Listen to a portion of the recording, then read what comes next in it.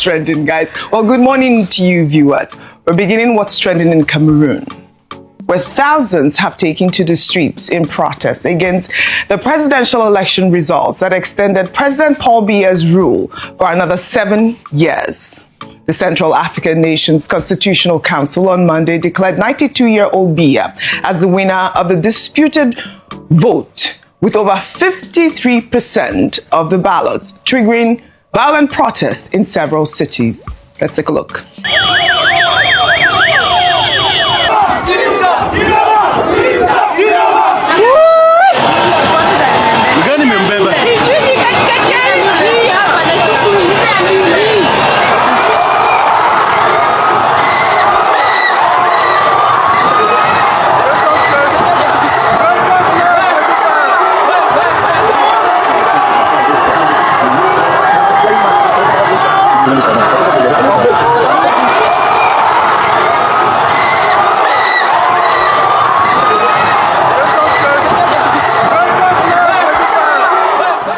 I mean, I don't know if Cameroon can survive this, Rufai. Paul Biya is Africa's oldest leader and one of the world's longest serving rulers. He has been in power for 43 years. At least 4 people have been killed in recent clashes with security forces.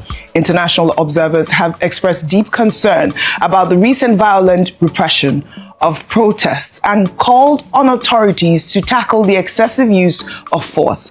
Biya, however, faces a weakened mandate as analysts warn the post-election standoff could intensify, raising concerns about stability in the oil and cocoa producing nation. We've seen protests like this, especially only recently in Nepal. They are burning buildings, 4 people have died. Can Cameroon survive this, Rufai?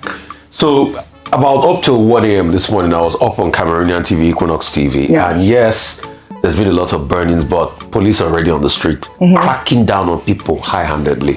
I mean, I got sent a message from that 15 people, again, just overnight into this morning, passed as a result of this. Very sad. Most of the cities, you know, from Douala to Yaoundé to other parts of the country, everywhere, you know, on tenterhooks, even up till, you know, the northern region, Garoua and all of that. Unfortunately. I think there's a process where the parliament actually swears him, so he has actually taken the oath of office to be able to start. But today, Ojy, I'd like to name and shame President Nguema of Gabon, that has gone ahead to send a congratulatory message to Biya. You see, as long as we have African leaders that congratulate sham elections like this, Africa will never move forward. But how are you going to even blame Bryce Nguema himself when he came in via a coup himself? So the killings are going on in Cameroon. EU has written extensively about it. All the international bodies have written extensively about it. The truth is, Ojy, people will just get killed and Biya will consolidate. At this point, it is a sorry state for the Cameroonian people. Lots of places have been burnt across the country. But is this how Cameroon will continue?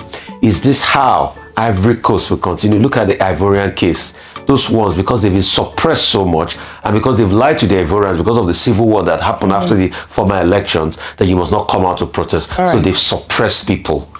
No, this is unfortunate. And that's what is happening in Africa. So we've gone 10 steps forward and 15 steps backward. Unfortunate. Dr. Well, the irony of it and the painful part of it is how democracy is in retreat in Africa. From Niger to Chad to Mali to Gabon to Guinea Conakry to, you know, Cote d'Ivoire, Uganda, and now Cameroon. The unfortunate part of it also is that the same Paul Biya is the oldest head of state in the world. He has been president in Cameroon since 1982. He is not even in the country. He's somewhere in Geneva, Intercontinental Hotel, ensconced there. He came to campaign only once. Only once, so it is the ordinary people who always suffer when their leaders disappoint them. Yesterday I asked a question. What next for Cameroon? Yes. Most of the people in Cameroon, they don't know any other leader.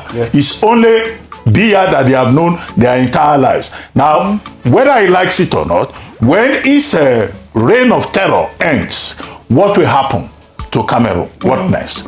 Finally,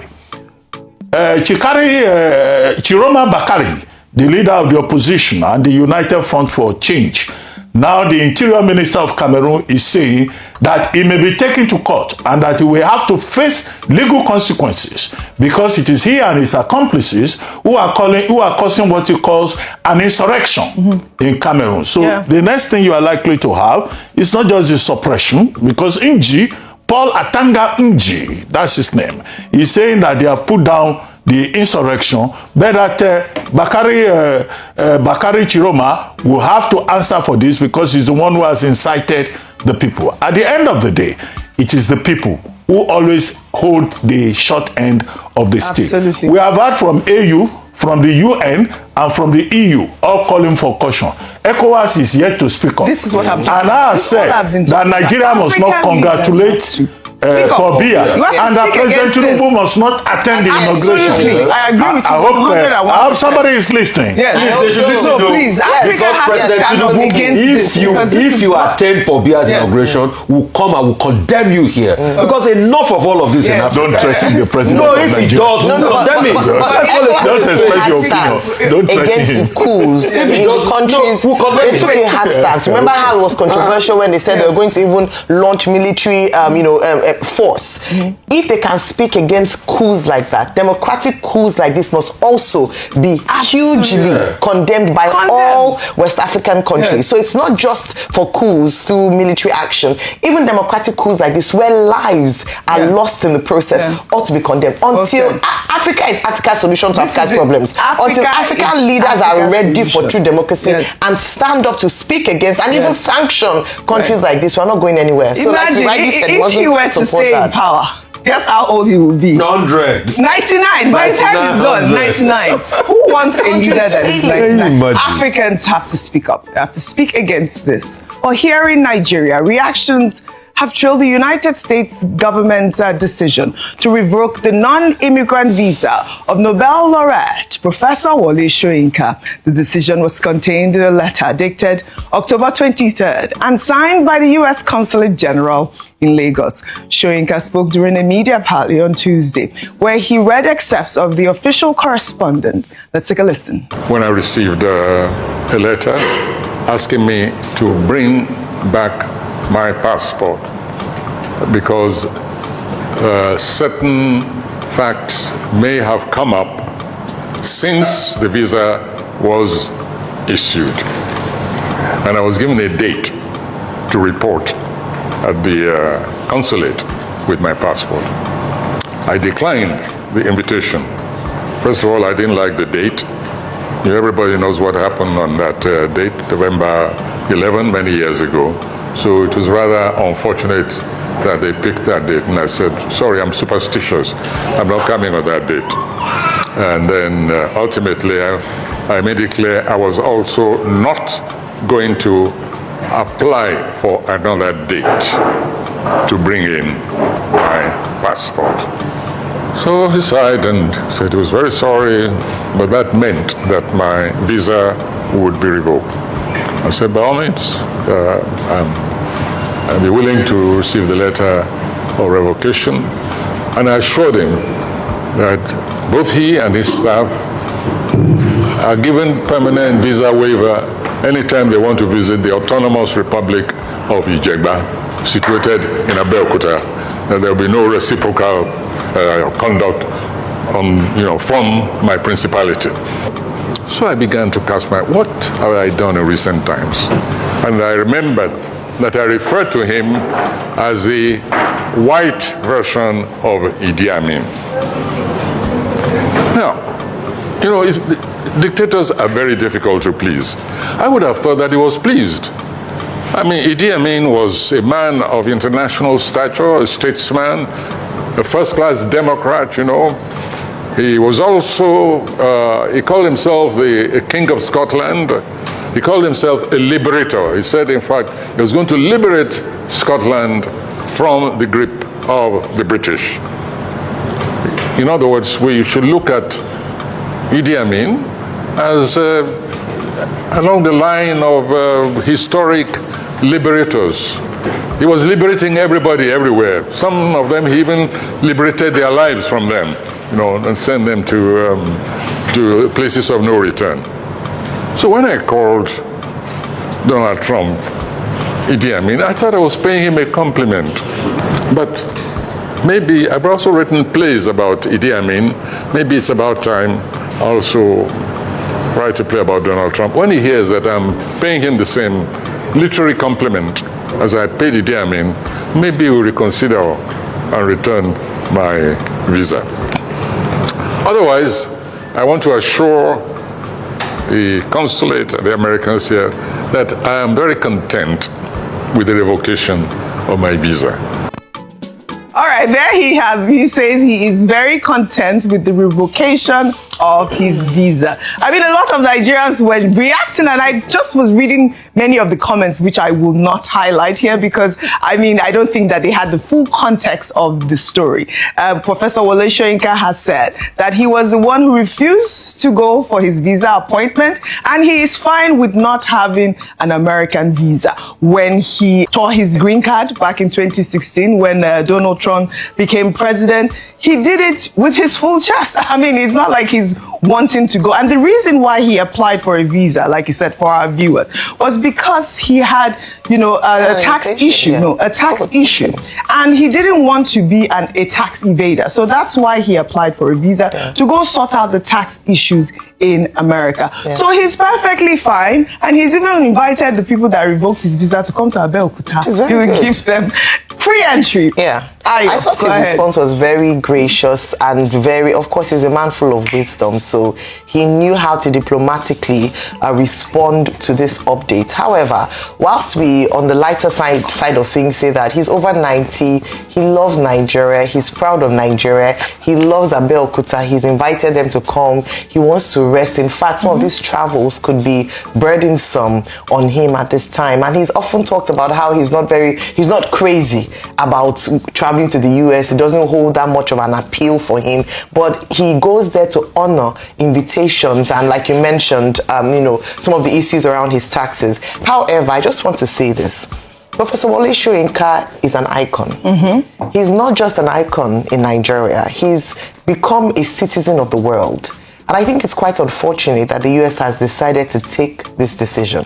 And I hope that the Nigerian government can intervene in this particular matter, because for his contribution, not just to Nigerian literature, even to the world, his books and his works are read and referred to internationally in Nigeria, in America, in the United Kingdom, all over the world. So this kind of uptake or this kind of positioning doesn't look good at all. And if, according to what he said, is as a result of what he said about the current president, I think that's most unfortunate, because we cannot have leaders who are intolerant to dissent or to expressions of how people feel, which America historically has been quite receptive to. And so I'm hoping that there can be a rethink, a reversal, because he's not just a pride to Nigeria and Africa, he's a pride to on international global scene. And I love that he has said no hard feelings. He's happy with this. He doesn't want to jack back. He doesn't need visa to move. He's happy to be in Nigeria, and other countries around the world will be more than happy to welcome him to their shores. All right, Dr. Martin. Just a quick footnote. It was Professor Wole Soyinka who wrote that the man dies in all who keeps silent in the face of tyranny. And he has always lived up to that creed, always speaking up against tyranny in any part of the world. And I'm excited by the fact that he says, in fact, we may benefit in the literary field from this experience. He says Idi Amin in whiteface, and that he may write a play on Donald Trump. That would be another major contribution to his oeuvre. After all, he wrote a play of giants in 1984. In a play of giants, he was talking about General Kamini, which is Idi Amin. He talked about Emperor Casco. Emperor Casco is Bokassa, Nguema Bokassa. He talked about, who else is there?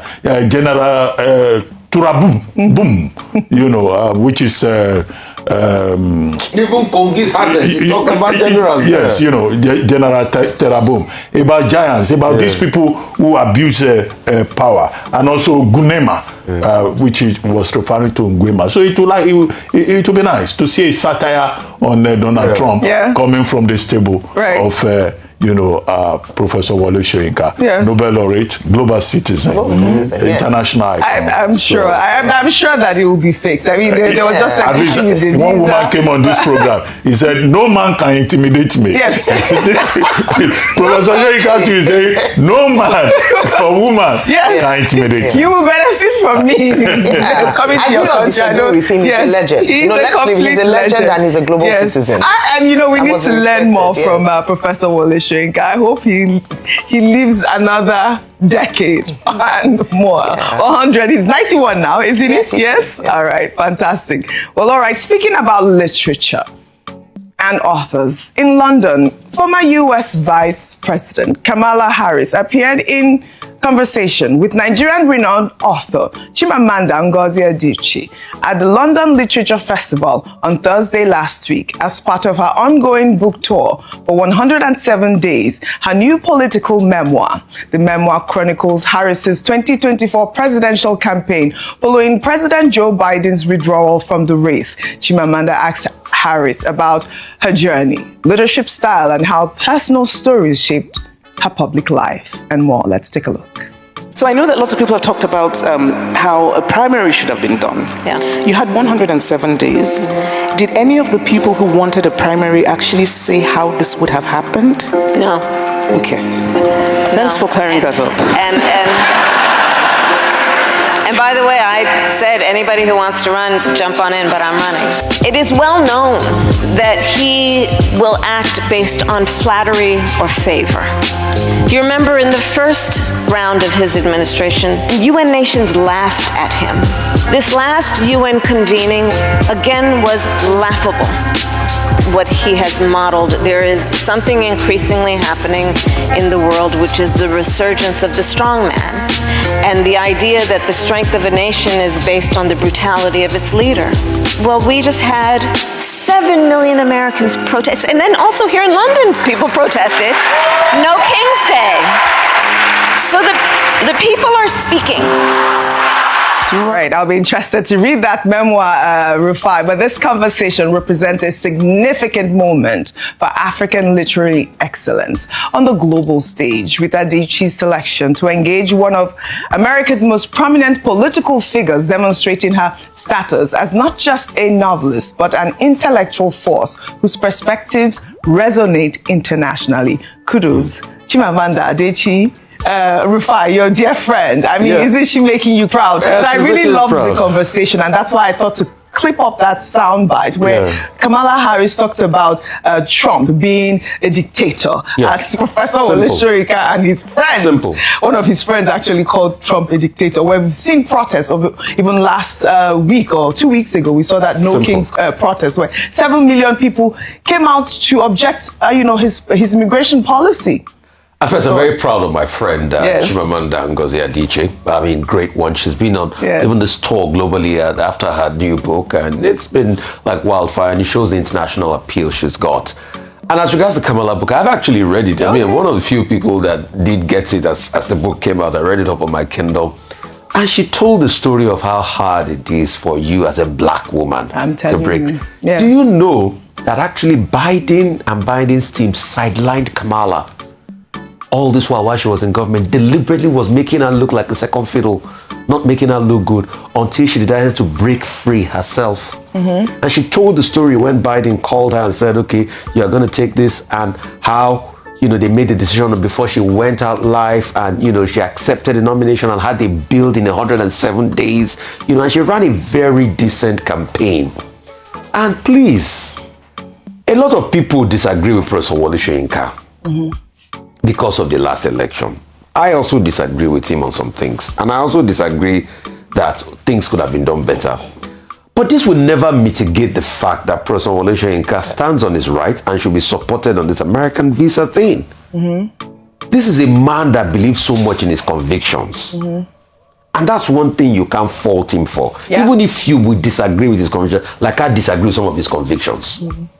Like I say, he protested a lot when Jonathan was there, he should be protesting and speaking up. Is it that the country is a good haven now? No, he's 91. So on the street. No, but he can't protest on the street, but he can protest with his words and With press his words, conferences. yes. But you hardly hear him say, "Oh, President Tinubu, we are not doing this right. You're not you get." So, but apart from that, on this visa ban, on this taking away his American visa, the American government should not have taken it. I mean, this is another statement that have done so much for cultural interaction.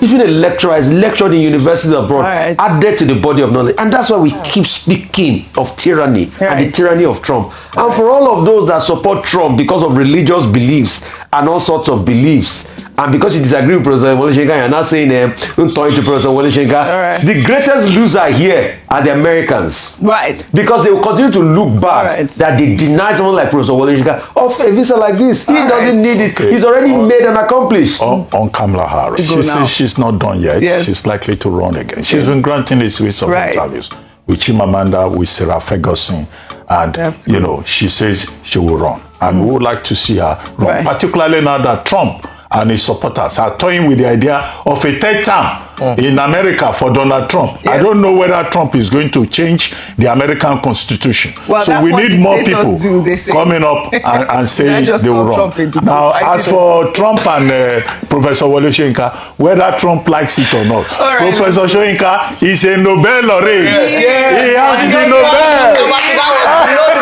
Nobel laureate. Something he's still looking for. What can I just say? This is the revocation. It can be overturned, I'm sure. Yes, Things will be done. Yeah, everybody just relax. Farabale. That's a Well, good change. before we move to our next story, let's highlight this, our pictures of the day from Riyadh, Saudi Arabia, where the Director General of the World Trade Organization, Ngozi Okonjo Iweala, along with other prominent Nigerians, are attending the Future Investment Initiative Conference, a meeting where business leaders, policymakers, entrepreneurs, and more get together to discuss international investments and the global economy.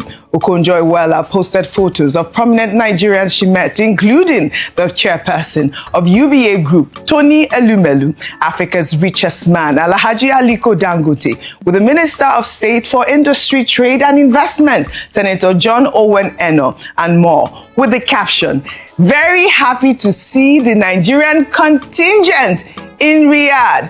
Up Nigeria, no they carry last. Yeah. Up Nigeria. I mean, isn't it beautiful to see our Nigerian contingent there in Riyadh? Arise News is also in Riyadh, live with our correspondents bringing you updates. Well, another picture of the day is that of the chairman and editor-in-chief of This Day and Arise Media Group, Prince Nduka Obaegbena, with the executive secretary and CEO of the Nigerian Investment Promotion Commission, Aisha Rimi, and Nigerian-American billionaire, the chairman of Global Infrastructure Partners, Adebayo Ogunlesi. Arise and conquer. You know, we are always there. Ogunlesi is one of the richest one of our stars. African men in the world. He's worth about $2.5 billion apparently by Forbes. Forbes rated him there. And he was recently in Nigeria to meet with President Bola Ahmed Tinubu, and he actually did say that he's, coming to invest here in Nigeria. And he's even closer to us. Yeah, Yes. He's our own Matthew. Yeah, Are you bringing over? It's from Shagamu. So our Matthew here is related to him. So he's our Let me own just say brother that here. Arise has done a fantastic coverage. We have Rotus, Odiri, Georgina Ezianyinka, and Zimbai Mutiniri Ekpenyong covering. They've been, covering live, and also some important interviews have been done with the World DG of the World Trade Organization, Alhaji Aliko Dangote. The full interviews on YouTube, so people can catch up and really see. But I think technology is at the core of the conversation today. And Dr. Batu was asking a question when we were showing the robots earlier today, that when will it be Nigeria's turn? When we will bring this kind of innovation and technology? So I'm hoping that it's not just a talk shop, but we see the quality of Nigerians who are there. We're looking forward to bringing the knowledge back home and seeing how Nigeria can also be a global player when it comes to technology and AI. And always great to see, Prince Nduka out there, leading the charge from Arise News. Going with our whole team. Yes. Arise and conquer. Always. We are always leading, really leading. Congratulations to all the Niger people out there in Saudi Arabia making us proud. Let's take this story now from Imo State, where a dramatic video from the Federal University of Technology in Owerri featured the moment a lecturer destroyed an architecture student's project during class. In the video, the lecturer could be heard accusing the student of being incapable of creating such an exceptional work while destroying the project with a cane, as the student watched helplessly, sparking widespread outrage online. Let's take a look.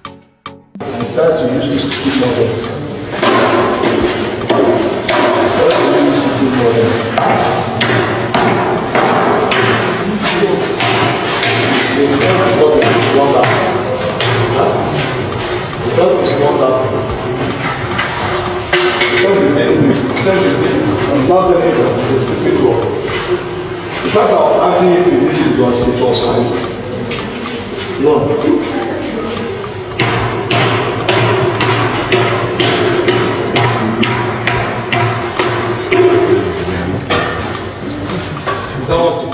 This was so sad to watch, Ayo. Well, according to the student in the video, it's the third time this semester that this lecturer has destroyed his work. The video has garnered over 1.5 million views on X alone, sparking conversations around some lecturers' conduct in the country, and I'll take some reactions. This person wrote, "This is heartbreaking and totally unacceptable. That lecturer must be questioned, not just for destroying a student's project, but for abusing his authority and killing innovation. Every student deserves the right to defend their work, especially when it's exceptional. We can't keep silencing brilliance simply because it challenges mediocrity." Another ex-user wrote, and this is quite, the comment. They said, "This isn't about stifling creativity. It's about academic integrity. If the lecturer suspects outsourcing, destroying the model might be extreme, but necessary to deter dishonesty. Instead of blaming the lecturer, we should question why such suspicion arises. Is it the lecturer's fault or a systemic issue where students prioritize shortcuts over genuine effort? This could be a wake-up call for a culture that values appearances over hard work." And we should also consider that ex-user's comment as well. My producer has reached out to the school. We're yet to get an official statement. That's good, and I hope that an investigation will be done. But nevertheless, irrespective of whether or not the second claim, holds water, it's the manner in which the man address the issue in such a way that it could actually defeat the student's self-esteem. Absolutely. You can correct a child or a student, maybe not a child, a young adult, in a way that they don't feel defeated or they don't feel like they cannot do any other thing again. This throws more light on how we must go back to teacher training and actually understanding the code of conduct for lecturers in school. It's on the same table we've celebrated lecturers that students have bought presents for and just celebrated, but also we see that a lecturer or a teacher has the potential to create, to shape the destiny of a child, to shape the future of a child. But when you address it in this manner, no matter how wrong or right the student might have been, it does not all go well. And I hope that schools and lecturers will do better. A lot of people know the experiences they had with lecturers in school, how it made them more fearful. Nigerians are intimidated, some students are intimidated, they are fearful. You don't want to even think or create new ideas because it might be shut down or you might be publicly embarrassed. This is the consequence of actions like this. So lecturers should do better. Let us retrain again so that we're able to really nurture dreams and nurture futures. See, in university, I've heard and I know of experience where the lecturer will come to class. He's to teach you to make you better. He'll tell you A is for God, B is for me, C is for very bright students. Oh, come on. Can you imagine? So why is he teaching you? The technical word is plagiarism. In academic processes, plagiarism is considered a crime. But even when it is established, I agree that a lecturer should not be sadistic, should not be violent. So the authorities of the university should investigate what happened. And that's why in some universities, lecturers are rated. They give forms to the students. You assess your teacher so that, teachers also will know that while they are imparting knowledge, they should also do so in a humane manner. But what do you expect from a country where government too doesn't wear a human face? That is the point. And then lecturers too have become some close. So many dimensions to this story. So many dimensions to this story. But we'll follow up on it as always. Let's now highlight a video movement in Ekiti State following the official confirmation of Governor Biodun Oyebanji as the All Progressives Congress gubernatorial candidate for the 2026 election on Monday. Well, the video captures the scene after the reception, where Governor Oyebanji and prominent APC members, including Edo State Governor Ojy Okpe and Kogi State Governor Usman Ododo, posed for photos outside the event, when a voice from the crowd is heard hailing Governor Okpebholo, calling him the trusted son of President Bola Ahmed Tinubu, the light of Edo, and the king of the South-South region. Let's take a look. The governor of Edo State, that is the first son of Aliko. So, Aliko rescue. The trusted son of Bola Ahmed. The trusted son of Bola Ahmed Tinubu, Aliko. The king of the South-South. The king of the South-South. The king of the South-South. Aliko rescue. The light of Edo. The hope of Edo. The first son of Jesus Christ. The hope of Edo people. God bless the day Edo people elected Senator Ojy Okpe. The light of Edo. The best governor Edo have ever get. Progressive governors. The only governors that stand with Asiwaju, they never betrayed. God bless the executive governor of Edo State. My life principal. My life principal. Governor of Ogi State. Ododo, the governor of Kogi State. The governor of Kogi State. Ododo, the governor of Kogi State. Ododo. You live long with the governor of Edo. Oh. Akpako. What does it even mean? Edo princess. What does it mean? No, this is not Edo culture, please. Let us not. But I mean, we have seen this. We have seen this. This is not the first time we're seeing this sort of hailing by this man for Governor Okpebholo. What's going on? What kind of strategy is this? You know, I was living in Benin. And Benin City was a very interesting place. Yes. Hardworking people and all that. Yeah. It's shocking that they are now breeding cross-border area boys in Edo State, but this must be a very recent development, and it's a very sad development that Edo boys will go from Edo to Ekiti just to go and follow the tradition and emerging tradition of sycophancy that seems to be abroad in Edo State. It may be entertaining, but it's very unfortunate. Yes, it's really very unfortunate. It shouldn't be. It shouldn't be. He's the governor of the state, and when we're let the people, Ojy, let the people sing his praises. He says it's first son. If Okpebholo is first son of Tinubu, what of Sheyi? What of someone? Wait, Ojy, is it not in this country government officials now carry their children for conferences and they are defending them? No. The country is already the country is already gone. It's already gone. Wicked is that singer that goes along with him when he's giving speeches and we interrupt the speeches with spice of songs. Now Okpebholo has taken the Edo version. But what I'm asking for is that can the governors work in such a way that the people from their heart will genuinely sing their praises? Let them do the work. This same governor that they are saying is the first son of Tinubu and everything. Is that an achievement? He has one of the biggest cabinets in Edo history. In fact, the commissioner was just defending the other day. Large cabinet, bloated cabinet, about 30. Bloated. So you can see Governor Monday there are many bad routes. Aisha, they couldn't ensure that they brought Aisha back. Yes. They paid ransom and they are hailing names.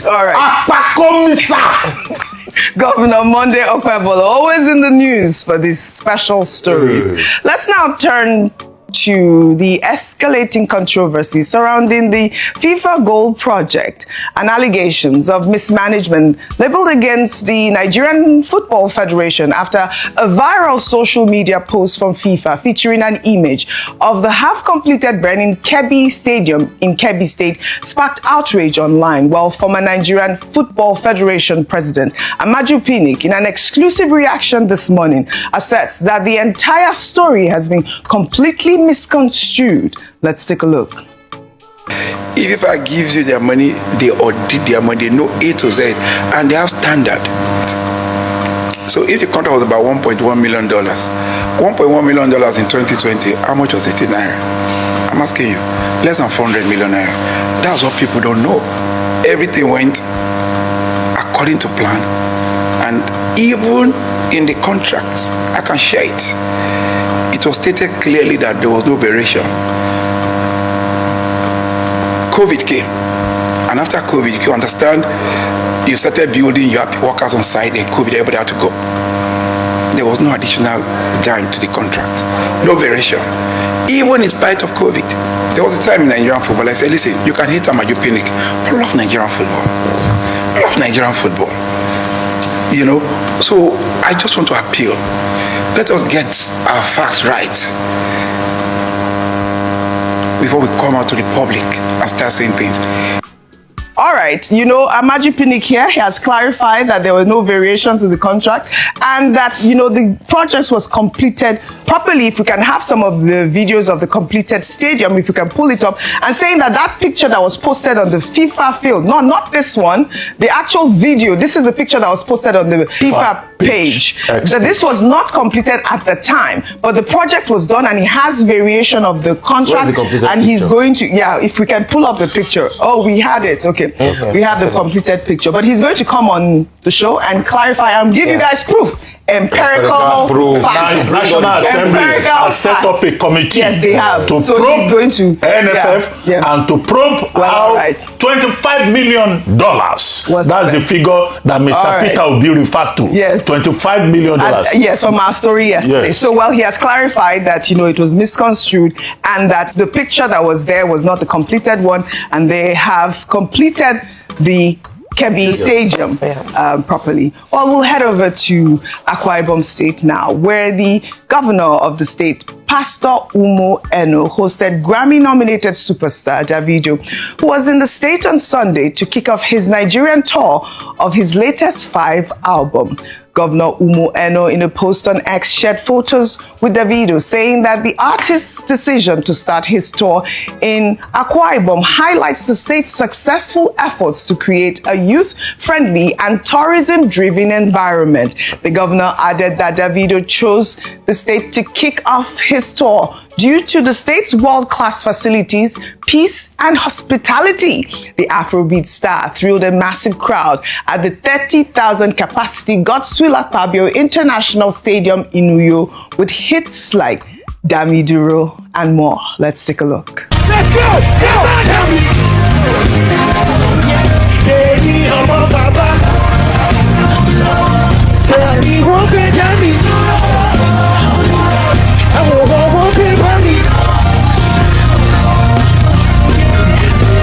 and on the beat is heavy though, and I'm talking all the girls crazy though, and I'm like, and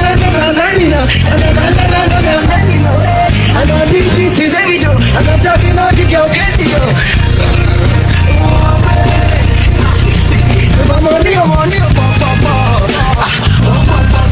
money,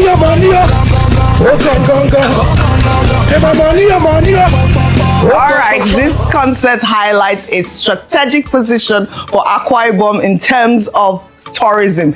Akwa Ibom, no, they carry last this time around. Happy our state. Happy our state. No, they congratulations to Davido. I believe that he's going to tour again in Lagos, Ibadan, I believe Adamawa and other states as well for this 5 world tour. I always say Davido is such a superstar.